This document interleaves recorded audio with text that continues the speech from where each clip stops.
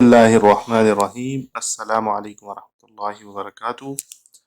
Vision 3 again vision 3 educational research institute की book है। इसका हम कर रहे थे यूनिट 4 जिसका नाम है द स्ट्रेंज ट्रेजर। तो ये फार्मर है, इसकी कहानी है। इसकी टीम बुलॉक्स की थी जिसके ज़रिए ये प्लॉइंग कर रहा था। ये प्लॉइंग के इसके टूल्स हैं और ये इसका हो है जिसके ज़रिए ये फील्ड्स में काम करता है। फील्ड्स का मतलब होता है खेत। ये अपने खेतों में काम करता था। आगे जाएं तो इसके 3 बच्चे हैं, 3 बेटे ये नज़र आ रहे हैं यहाँ पर। ये तीनों बेटे जो हैं लेज़ी एंड आइडल हैं। ये बैठा हुआ थोड़ा फ़िक्रमंद है इनके लिए कि कभी काम नहीं करते। बड़े होकर ये लेज़ी और आइडल बन गए और स्ट्रॉन्ग एंड हेल्दी हैं, लेकिन फिर भी प्लेइंग एंड हंटिंग में अपना टाइम ज़ाया करते हैं, अपने बाप का साथ नहीं देते। तो ये हमने पार्ट 1 में पढ़ा था। और पार्ट 1 में वो बहुत परेशान था, बीमार हो गया था। उसने कहा बच्चों को देखो जाकर फील्ड को, खेतों को, क्रॉप्स देखो, नहीं देखने गए। फिर वो बहुत, जब उसकी हालत ख़राब हो गई तो इस तस्वीर में आप देख सकते हैं बिस्तर पे बीमार पड़ा है। उसने अपने बेटों को बुलाया। उसने उनसे कहा कि बेटा देखो, तो नहीं देखने लगे, नहीं देखते थे वो। तो उसके जहन में एक दिन बीमार हो था, लेटा था, एक आइडिया आया। उसने बच्चों को बुला के कहा कि बेटा, मेरे बेटो, मेरी बात सुनो गौर से, सीक्रेट बता रहा हूँ, मेरे अब्बा ने मुझे बताया था, मेरे करीब आ जाओ। उसकी सांस उखड़ रही थी, वो मरने वाला था। तो उसने फिर उनको बताया कि दूर हमारे खेतों के अंदर नीम के दरख्त है, उसके करीब जो है वो खजाना दफन है। मेरे अब्बा ने मुझे बताया था एक चेस्ट ऑफ गोल्ड है। तो वो चेस्ट ऑफ गोल्ड अगर तुम निकाल लो तो बहुत अच्छा हो जाएगा। ये रहा चेस्ट ऑफ गोल्ड। तो इसका उसने बताया था उनको। और वो फिर आ, उसने बड़ी कोशिश की, फिर वो मर गया। हालात बदले नहीं। थिंग्स रिमेन्ड सेम, ये लिखा हुआ है ना, things remained same. Things remained same, एक जैसे रहे हालात। अम्मा बोलती थी बेटा चले जाओ, नहीं गए वो लोग। फिर ये हुआ कि अचानक से उन्होंने कहा खाना खत्म हो गया। तो उन्होंने कहा what should we do now. क्या कहा? What should we do now, छोटे बच्चे ने। तो उनको पास कोई फूड नहीं था, भूख थी। तो उन्होंने कहा let's go and look for the chest of gold hidden in the fields. से कहा कि चलो चलते हैं, जाकर चेस्ट ऑफ गोल्ड ढूंढते हैं फील्ड में। तो फिर अब उसके बाद अम्मा ने उनको कह दिया था मेरे बच्चे जाओ। तो अब ये पार्ट 3 हम शुरू कर रहे हैं। 2 मिनट का मैंने आपको रिवाइंड करके पूरी पिछली कहानी सुना दी। इसका बैकग्राउंड बता दिया। अब ये स्ट्रेंज ट्रेजर का पार्ट 3 है। सही है, तो इसको जल्दी से देख लेते हैं। पढ़ो भाई।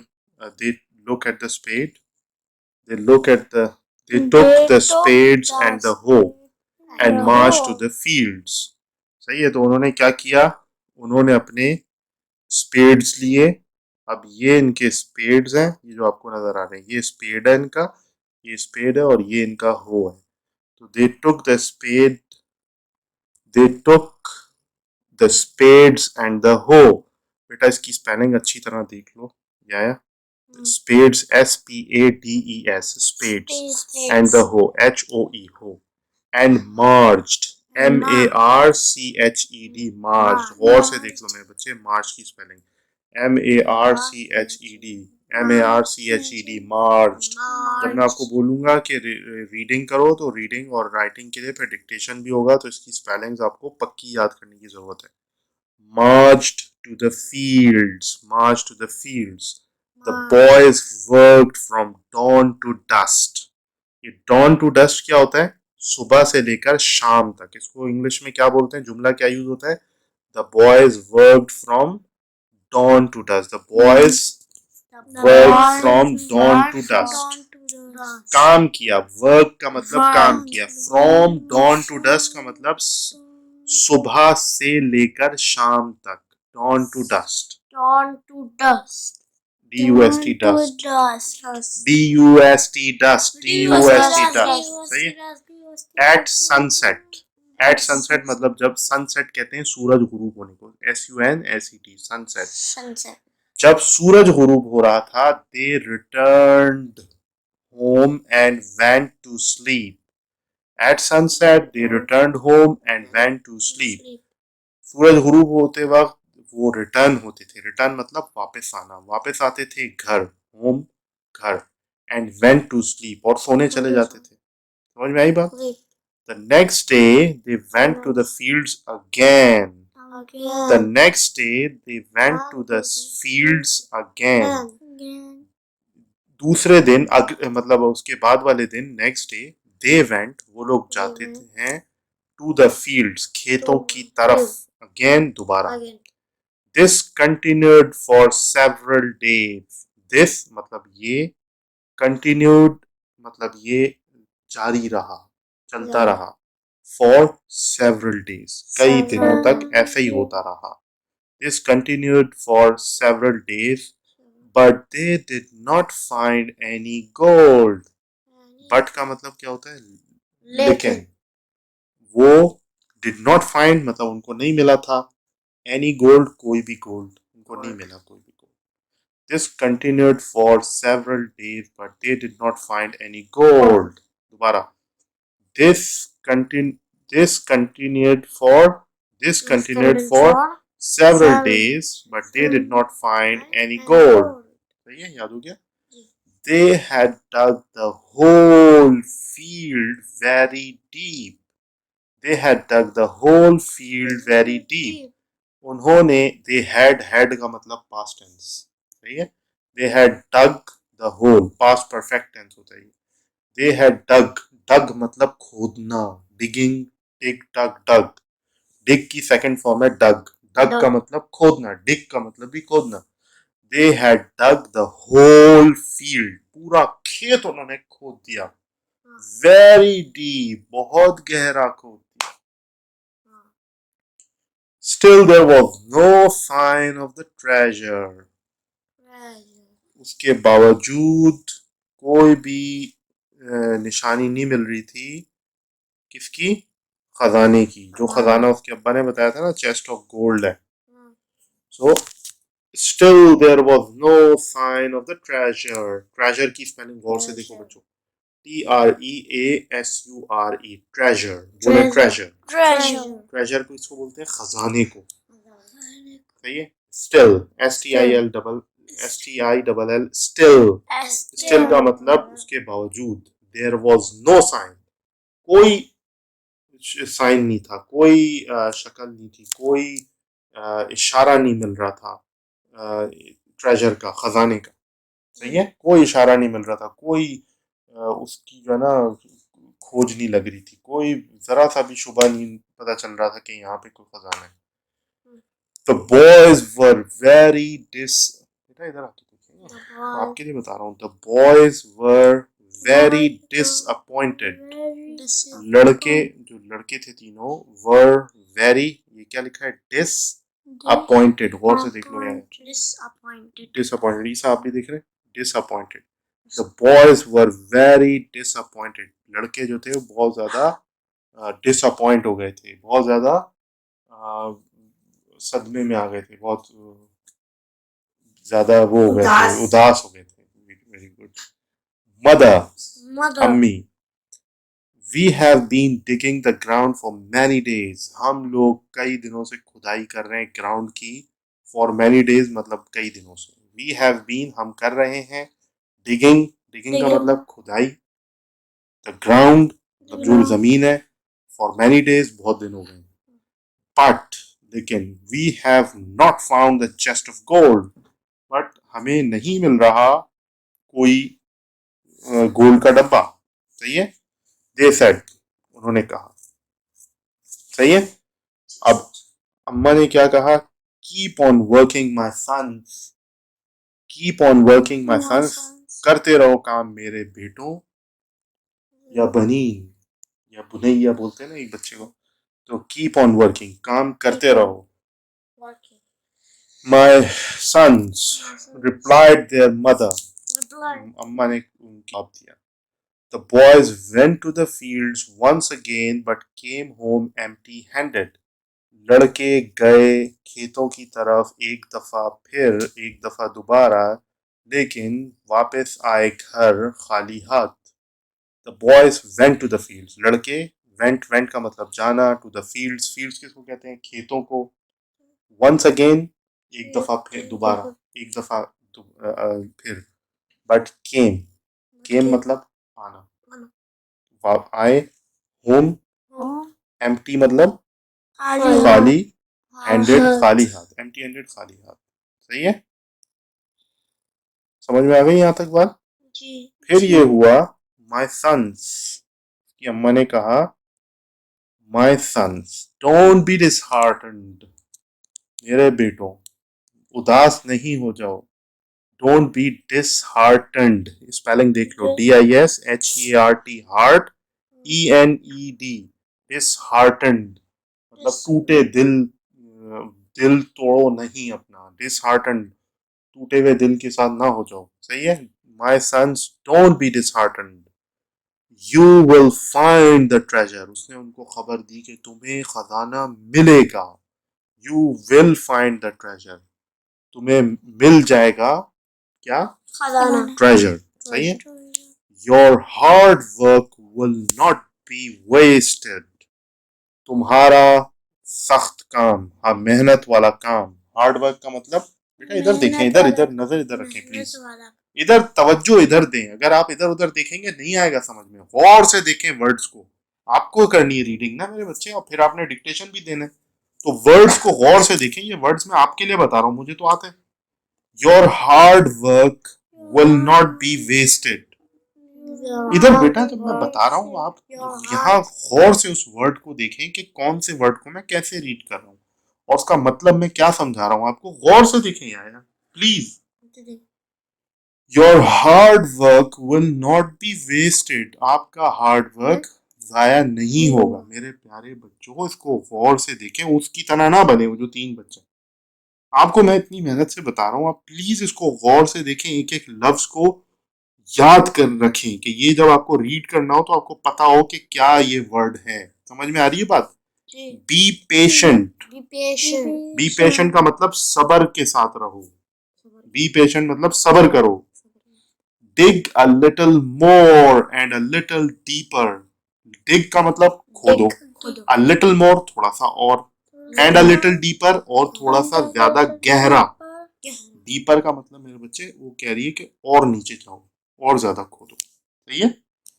dig a little more and a little deeper, dig a little more and a little deeper मतलब थोड़ा और खोदो और थोड़ा गहरा खोदो। said their mother, उनकी अम्मा ने कहा।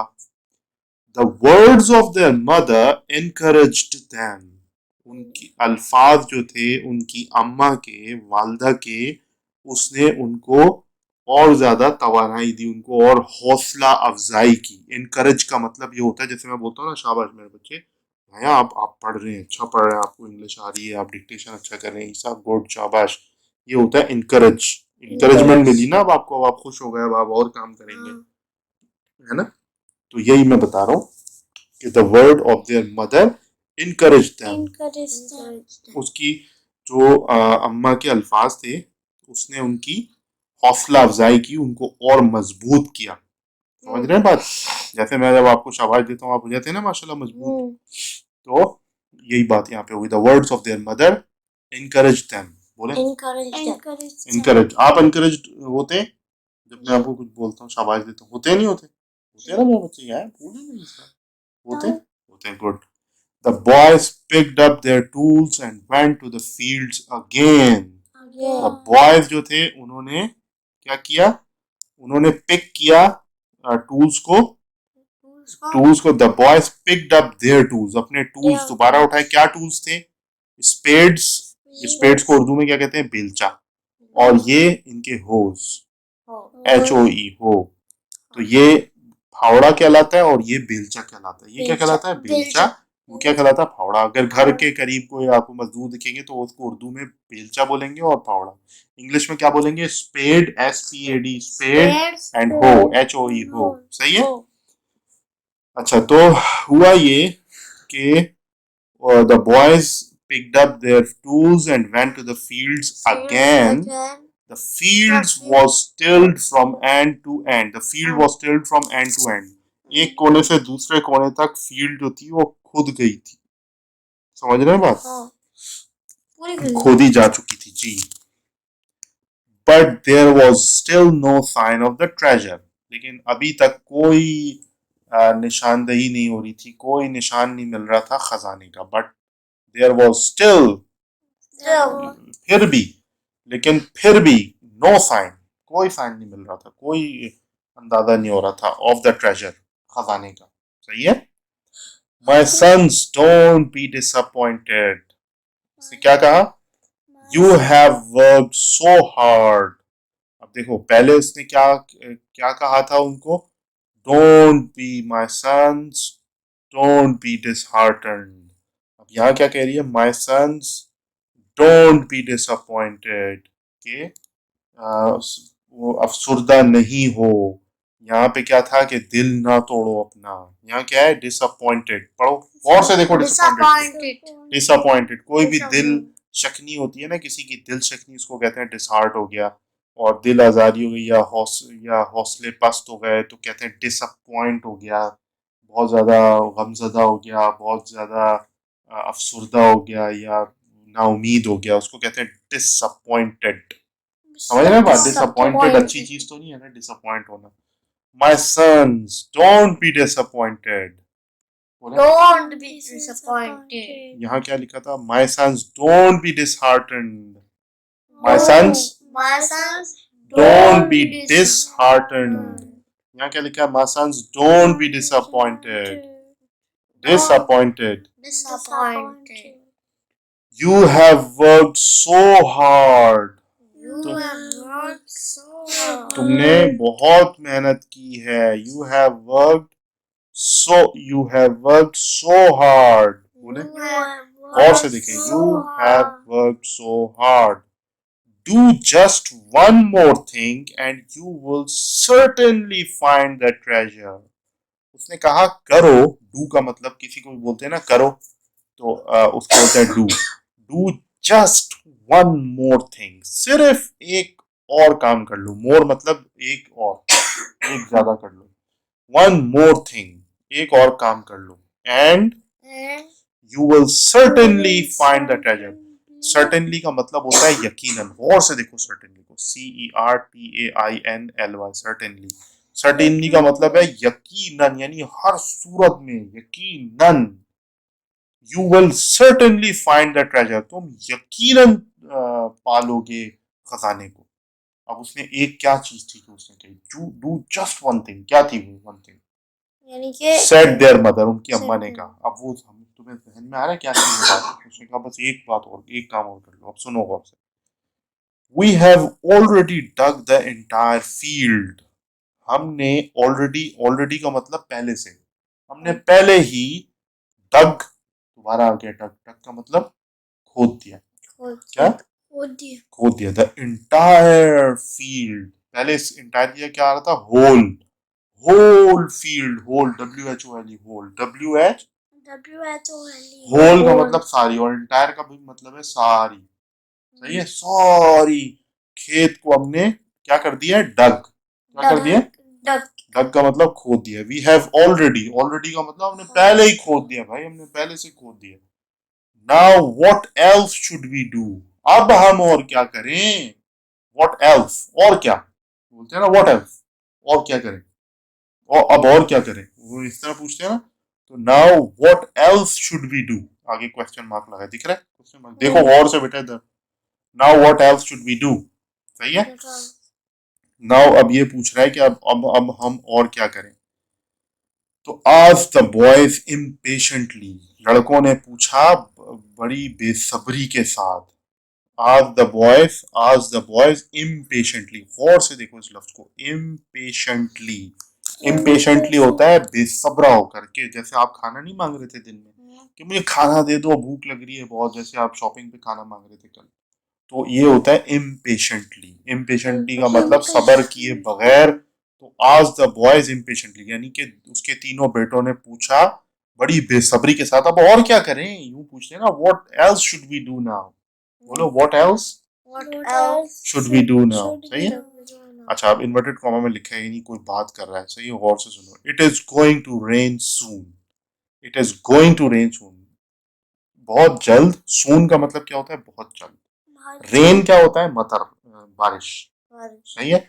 It is going to rain soon, अभी बारिश होने ही वाली है बहुत जल्द, बारिश होने ही वाला सून होने ही वाली है, सून का मतलब जब बहुत जल्द, बहुत बहुत बस जल्द। थोड़ी देर में, या थोड़े दिन में। The field is already tilde, tilde का मतलब कि खुदाई हो चुकी है, नरम हो चुकी है, प्लाइंग हो चुकी है, उसकी पूरी टिल्ड हो चुकी है। The field is already tilde, सही है, TILLED। Now sow the seeds, अब तुम क्या करो, बीज इसके अंदर बो दो, सो, ये देखो SOW, करीब आ जाओ।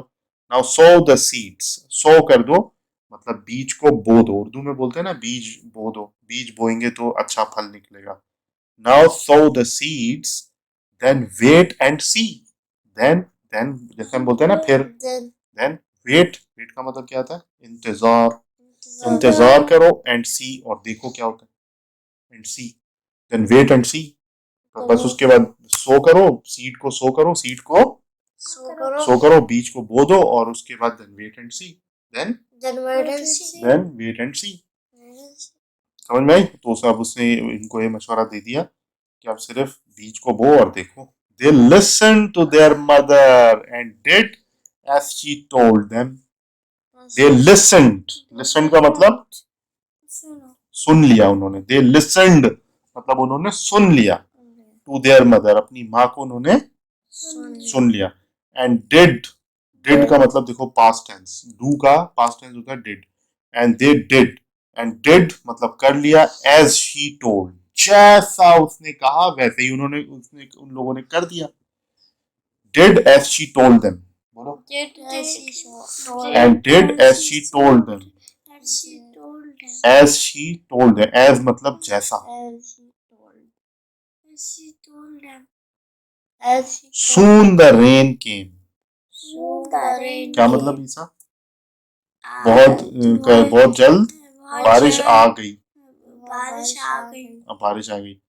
Tiny sprouts came out from the seeds, वो हमने सीड का साइंस में चैप्टर पढ़ा था ना, कि सीड के अंदर से टाइनी टाइनी नन्हे मुन्ने से टाइनी टाइनी स्प्राउट्स निकलते हैं, छोटे छोटे से पौधे निकलते हैं, पत्ते, कोंपलें फूटती हैं, तो उसको कहते हैं tiny sprouts.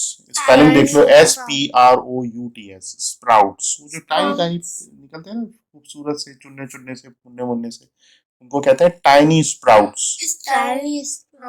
Came out from the seeds, आ गए, बाहर आ गए, आउट आउट मतलब बाहर आना, केम आउट मतलब बाहर आना, फ्रॉम द सीड्स मतलब बीज में से, सीड में से। The crops began to grow and grow, जो फसल थी उसने बिगैन क्या होता है, बिदाया, मतलब स्टार्ट, शुरुआत, शुरू हो गई, फसल जो थी वो शुरू हो गई बढ़ना और बढ़ना, फलना फूलना और फलना फूलना, ग्रो एंड ग्रो, ग्रो होता है कोई भी चीज बढ़ रही होती है ना, उसको ग्रो कहते हैं। The sight of the green fields made the boys very happy, the site, ये जो नजारा था ना, साइट, SI, और से देखो आगे SIGHT, साइट किसको कहते हैं, SIGHT, साइट कहते हैं नजारा, मंजर होता है ना, खूबसूरत सा नजारा, जो कोंपलें फूट रही हैं, छोटे छोटे हरे हरे दरख्त निकल रहे हैं, मतलब कोंपलें स्प्राउट्स निकल रहे हैं बीज में से। सो the sight of the green field made the boys very happy. The sight of the green fields made the boys very happy. They took great care of their fields and protected them from the wild animals, just as their father did. समझ रहे बात? तो हुआ क्या, they took great care of their fields, उन्होंने they took great care, बहुत ज्यादा, great मतलब अजीम ख्याल रखना, बहुत अच्छा ख्याल रखना, ऑफ देयर फील्ड्स, अपने खेतों का, तो उन्होंने ख्याल किया बहुत ज्यादा अपनी खेतों का, एंड प्रोटेक्टेड देम, प्रोटेक्ट किसको कहते हैं, प्रोटेक्ट करना किसको कहते हैं, हिफाजत करना, हिफाजत की, ख्याल मतलब केयर करना, और प्रोटेक्ट मतलब हिफाजत करना, हिफाजत की, प्रोटेक्टेड देम फ्रॉम, किससे हिफाजत की, from the wild animals, wild animals देखो, WILD, वाइल्ड, वाइल्ड एनिमल्स कौन से होते हैं, जंगली जानवर, जैसे कहीं दरख्तों के ऊपर परिंदे आ रहे हैं, जैसे पीछे लिखा था ना, परिंदों से और बर्ड से और एनिमल्स से, जैसे बकरियां, गाय, ये वो आ जाते हैं, वो खा के चले जाते हैं, तो वाइल्ड एनिमल्स उसने बताया just as their father did, बिल्कुल ऐसे ही जैसे उनके फादर ने किया था। डिड मतलब पास्ट, किया था, बिल्कुल ऐसे जैसे उनके फादर ने किया था। When the grain was ripe,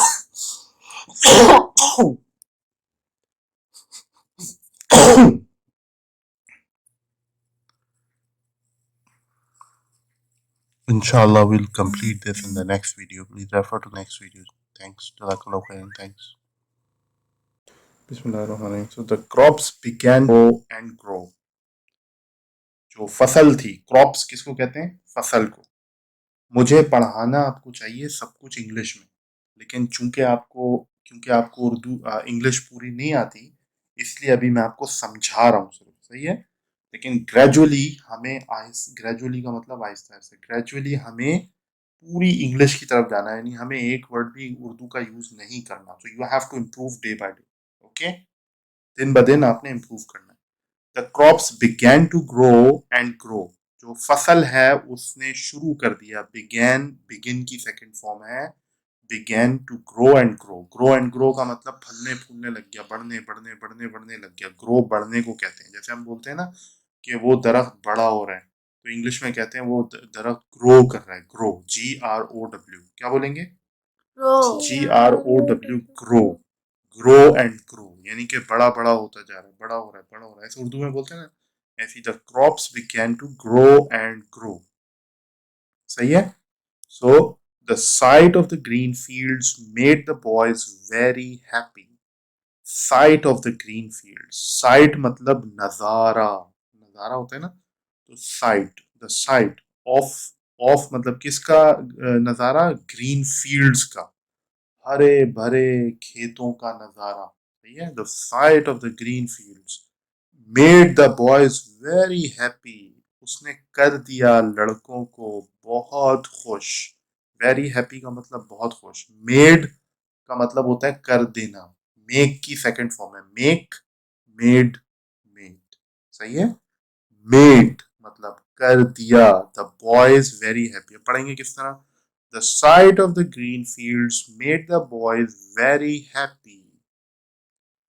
They took great care of their fields and protected them from the wild animals just as their father did.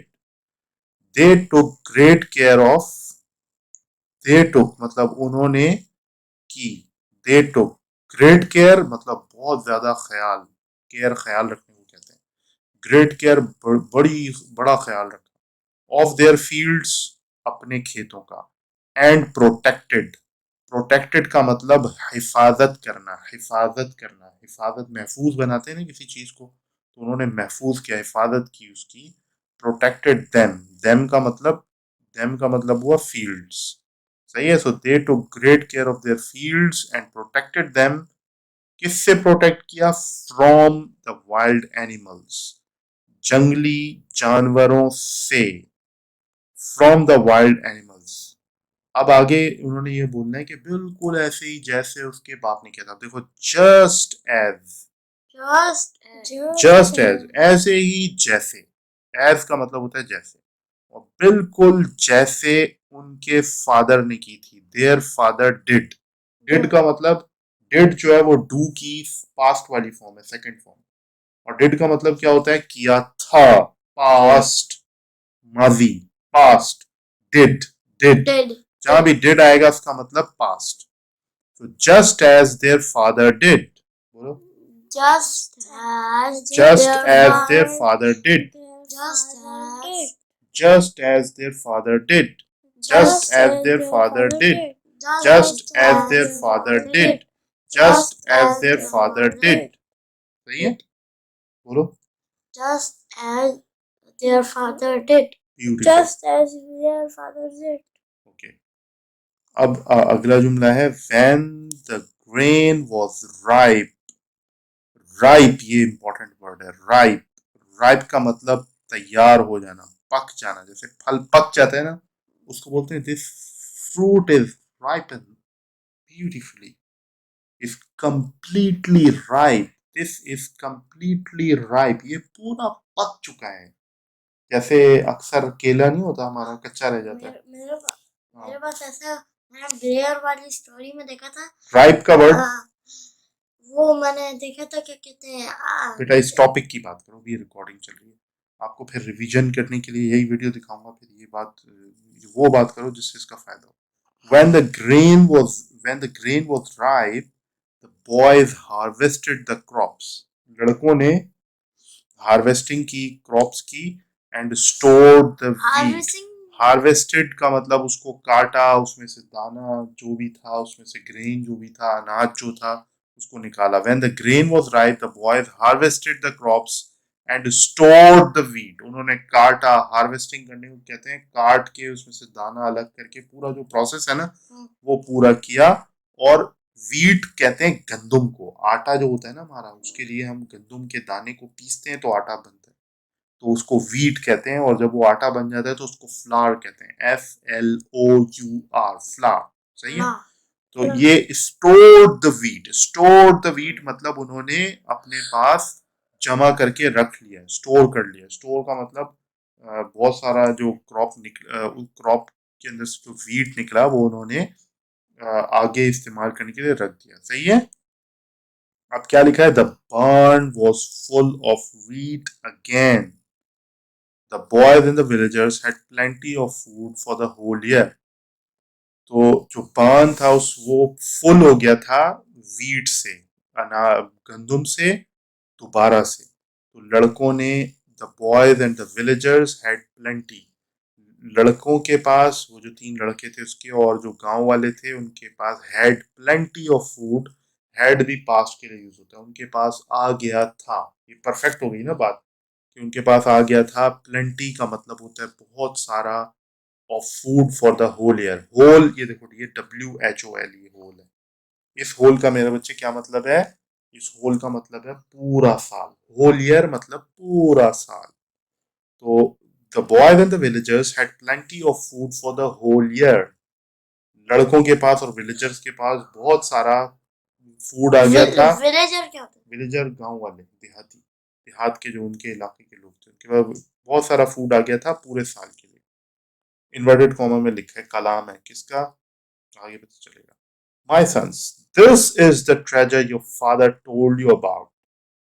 मेरे बेटों, या बनी या बुनैया, या इसके लिए बहुत सारे बेटे हैं, उसके 3 हैं, तो या बनीन होगा, कुछ इस तरह होगा।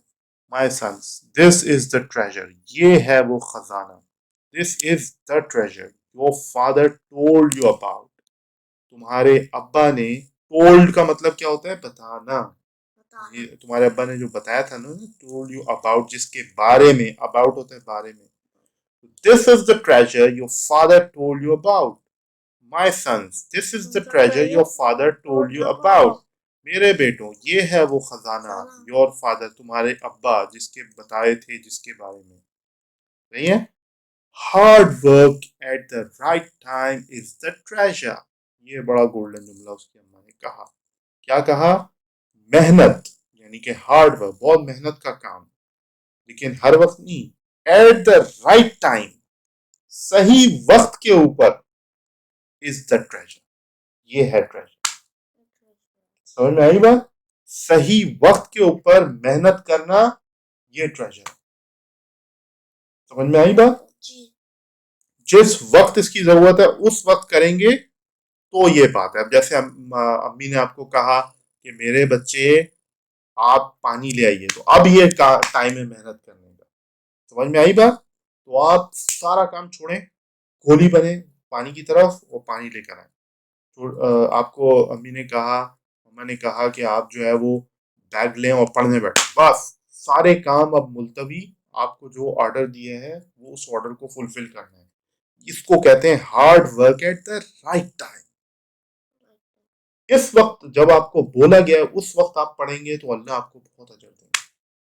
समझ में आई, इसमें क्या क्या खास बात होगी, एक तो आप मेहनत भी करेंगे, फिर आप अपनी माँ बाप का कहना सुन रहे होंगे तो आपको उसका बहुत बड़ा अजर मिलेगा।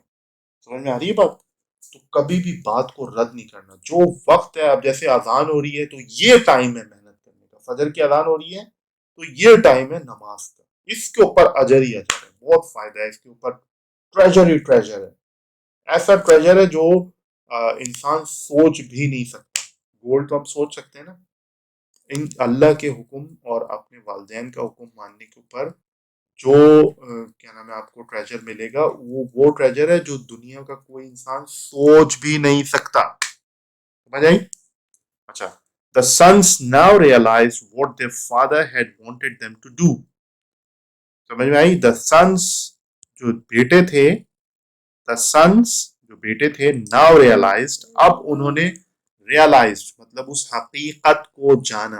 अब नाउ को बोलते हैं अब को, नाउ यानी कि अभी। सही है?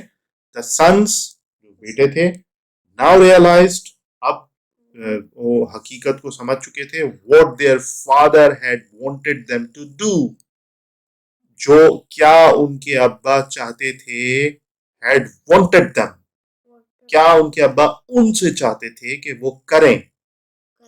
आप इसको सही से रीड करो। The sons now realize what their father had wanted them to do. The sons now realize what their father had wanted them to do. अब बेटों को ये एहसास हुआ। रियलाइज्ड का मतलब होता है एहसास करना या हकीकत का खुलना।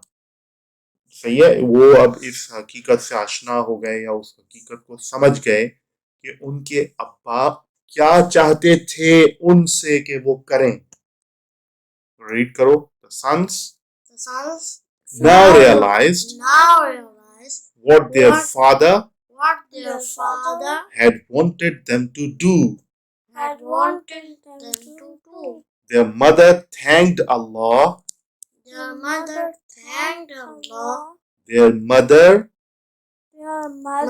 thanked Allah subhanahu wa ta'ala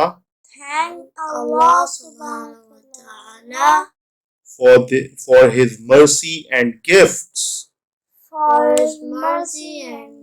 सही है? Their mother, उनकी अम्मा ने, thanked Allah subhanahu wa ta'ala। ये देखो SWT का क्या मतलब है? सुबहानहू व ta'ala, सुबहानहू व ta'ala। सही है? SWT, सुबहानहू व ta'ala। So their mother thanked Allah subhanahu wa ta'ala for his mercy। अब देखो H का फर्स्ट लेटर कैपिटल है। जहां पर भी अल्लाह की बात होती है उधर प्रोनाउंस के अंदर जो भी वर्ड आते हैं जो अल्लाह के बारे में बताते हैं उसका फर्स्ट लेटर कैपिटल होता है। अगर ये किसी इंसान या किसी भी चीज के बारे में होता तो हिज लगाते। इंसान के लिए होता, मर्द के लिए तो हिज लगाते, लेकिन यहाँ पे अल्लाह की बात हो रही है तो that's why this H is capital. Okay, his mercy and gifts. Mercy कहते हैं रहमत को और गिफ्ट्स कहते हैं इनाम को। सही है? तहाइफ, तोहफे तहाइफ को। सो देयर मदर, ये देखो THEIR मेरे प्यारे बच्चों, THEIR गौर से देख लो इस देयर को। देयर मदर, देयर का मतलब ये जब लोगों की तरफ इशारा होता है ना तो EIR वाला आता है। लोगों की बात हो रही है। देयर मदर यानी कि 3 बच्चों की बात हो रही है तो that's why the word used is there, THEIR। Their mother thanked Allah subhanahu wa ta'ala for his mercy and gifts. सही है? The boys were not lazy anymore. अब यानी the boys, लड़के नहीं थे, अब नहीं बचे थे। anymore कहते हैं अब रहना, अब बचना। सही है? So the boys were not lazy anymore। और फिर अब इसके बाद से बच्चे लेजी ना रहे। लड़के जो थे वो अब इसके बाद से लेजी नहीं रहे। They loved working in their fields. उन्हें बहुत मोहब्बत हो गई थी काम करने से इन देयर फील्ड्स, अपने खेतों में। They loved working in their fields. In their fields. They were happy now that their father's plan was successful. They were happy। were देखें, was की was सिंगुलर के लिए यूज होता है, were प्लूरल पास्ट के लिए यूज होता है। सही है? Past. They were happy now, वो अब खुश थे। That their father's plan was successful। Their father's plan was successful। Their father's plan was successful. उनके प्लान उनके अब्बा का जो था वो सक्सेसफुल, वो कामयाब हो गया था। प्लान सक्सेसफुल हो गया था। प्लान वो सक्सेसफुल, जो उसने सोचा था उसके अब्बा ने खजाने का बताया था कि जमीन खोदोगे खजाना मिलेगा, तो वो खजाना उनको मिल गया था। क्या खजाना मिला था? वीट की फॉर्म में। वो जो ग्रेन्स थे, जो ग्रीन फील्ड हो गई थी, जो ग्रो कर रही थी, जिसको देखकर वो वेरी हैप्पी थे, that was the treasure their father was talking about. That was the treasure Their father was talking about. ये मैं अपनी तरफ से कह रहा हूँ, यहाँ नहीं लिखा हूँ। They were happy now. अब वो खुश थे। That their father's plan, क्योंकि उनके अब्बा का प्लान was successful. वो कामयाब हो गया था। प्लान कामयाब हो गया था। प्लान कामयाब हो गया था। सक्सेसफुल हो गया था। Plan was successful. Successful. The boys had learned that Allah subhanahu wa ta'ala helps those who help themselves. The boys had learned that Allah subhanahu wa ta'ala helps those who help themselves. लड़कों ने ये सीख लिया था। लड़कों ने ये सीख लिया था। क्या सीख लिया था? Had learned that Allah subhanahu wa ta'ala helps, के अल्लाह मदद करते हैं, अल्लाह सुब्हानहू व तआला मदद करते हैं दोज उनकी, who help themselves, जो अपनी मदद करते हैं। themselves मतलब अपनी मदद करने के लिए जो तैयार होते हैं, उनकी अल्लाह हेल्प करते हैं। समझ में आई बात या नहीं आई? The boys had learned, उन लड़कों ने ये समझ लिया था, सीख लिया था, that के अल्लाह सुब्हानहू व तआला helps those, कि अल्लाह सुब्हानहू व तआला मदद करते हैं उनकी, who help themselves, जो मदद करते हैं अपनी। समझ में आई बात? तो ये था पूरा टॉपिक। इसके ये पेज नंबर 80 था यूनिट 4 का। यहाँ पर हमारा चैप्टर खत्म हुआ। Now we've got a comprehension picture here and we've got 8 questions which we have to answer and we'll do it gradually. Okay, thank you very Don't much. surprise, very good. Thank you. Subscribe the button and Okay, like the thanks. bell icon. Like